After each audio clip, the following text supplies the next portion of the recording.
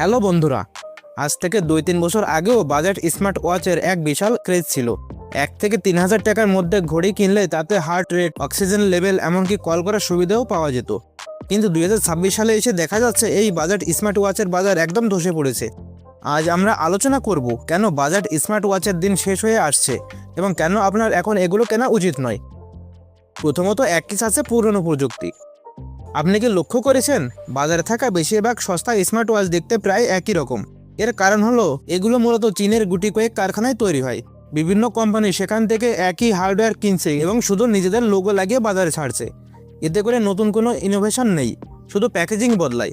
ফলে দর্শকরা এখন এতে একঘেয়েমি অনুভব করছে। দ্বিতীয়ত, সেন্সরের বিশ্বাসযোগ্যতা। বাজেট স্মার্ট ওয়াচের সবথেকে বড় সমস্যা হলো এর সেন্সর।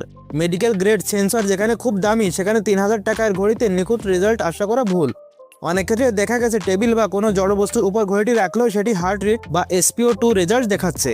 এই ফেক সেন্সরের কারণে মানুষ এখন সচেতন হয়ে গিয়েছে। যারা সত্যি স্বাস্থ্য সচেতন, অ্যাপেল বা স্যামসাংয়ের মতো প্রিমিয়াম ব্র্যান্ড অথবা বিশেষায়িত ফিটনেস ট্র্যাকারের দিকে ঝুঁকছে। সফটওয়্যার এবং অ্যাপ সাপোর্ট। বাজেট স্মার্ট ওয়াচের আরেকটি দুর্বল দিক হলো এদের মোবাইল অ্যাপ। এই অ্যাপগুলো খুব নিম্নমানের হয় এবং প্রায়ই ফোনের সাথে কানেক্টিভিটি হারিয়ে ফেলে। দামি ব্র্যান্ডগুলো যেখানে নিয়মিত সফটওয়্যার আপডেট দেয়, সেখানে এই সস্তা ঘড়িগুলো একবার কেনার পর আর কোনো আপডেট পাওয়া যায় না।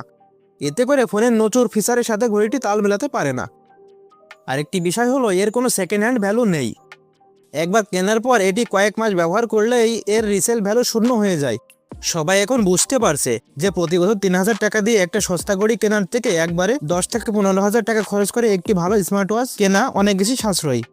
এবং শেষে আসে নতুন প্রযুক্তির উত্থান। স্মার্ট ওয়াচের জায়গা এখন দখল করে নিচ্ছে স্মার্ট রিং বা AI ওয়্যারেবল। স্মার্ট রিং আঙুলে পরে থাকলেই স্বাস্থ্য সংক্রান্ত সব তথ্য নিখুঁতভাবে পাওয়া যায় এবং এতে কোনো ডিসপ্লে না থাকায় বারবার চার্জ দেওয়ার ঝামেলাও নেই। এছাড়া সামনে আসছে AI স্মার্ট গ্লাস, যা স্মার্ট ওয়াচের প্রয়োজনীয়তা আরও কমিয়ে দিচ্ছে। সবশেষে বলা যায়, স্মার্ট ওয়াচ যদি সত্যিই আপনার প্রয়োজন হয়, তবে অন্তত এমন কোনো ব্র্যান্ডের ঘড়ি কিনুন যাতে সেন্সরের নির্ভরযোগ্যতা আছে। শুধু ফ্যাশনের জন্য 2-3 হাজার টাকা নষ্ট করার থেকে একটি সুন্দর অ্যানালগ ঘড়ি কেনা অনেক বেশি স্মার্ট সিদ্ধান্ত হতে পারে। এই প্রযুক্তিগুলো নিয়ে আপনার কী মতামত কমেন্টে অবশ্যই লিখে জানান। দেখা হবে পরবর্তী ভিডিওতে। ধন্যবাদ।